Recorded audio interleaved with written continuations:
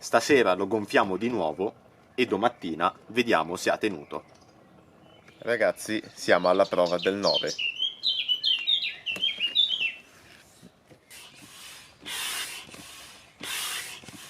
Adesso avvicino il microfono al punto in cui c'è la perdita, così lo potete sentire anche voi.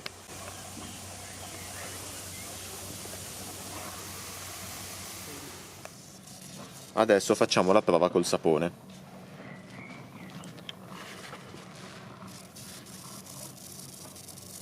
Come soluzione estrema utilizzeremo una toppa più grande. Altrimenti ci è venuta in mente un'altra idea. Prima di mettere la toppa quella grande, proviamo a mettere questa, che è una toppa per la bicicletta, e poi nel caso se non funziona mettiamo comunque quella grande. Però proviamo prima anche con questa.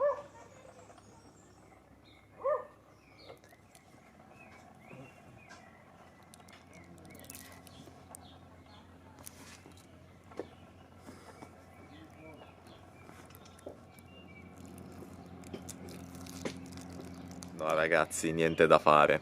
Abbiamo provato, abbiamo fatto un tentativo, ma è per un altro tipo di materiale.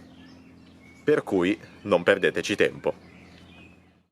Ci è venuto il dubbio che la parte ruvida vada sotto. Quindi la prossima toppa che mettiamo, la mettiamo così.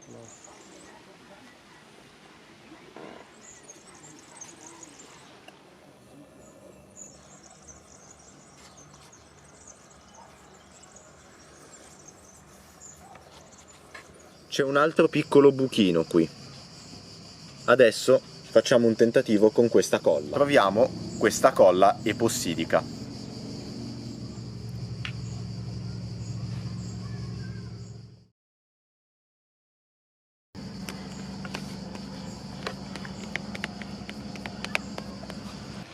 Purtroppo non ce l'ha fatta.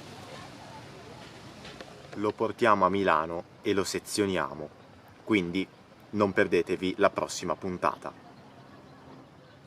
Scopriremo come è fatto un SAP all'interno. Cercheremo di preservare la parte centrale, che ha una sua valvola. Cosa ci faremo poi non lo so, però vedremo se riusciremo a recuperarlo.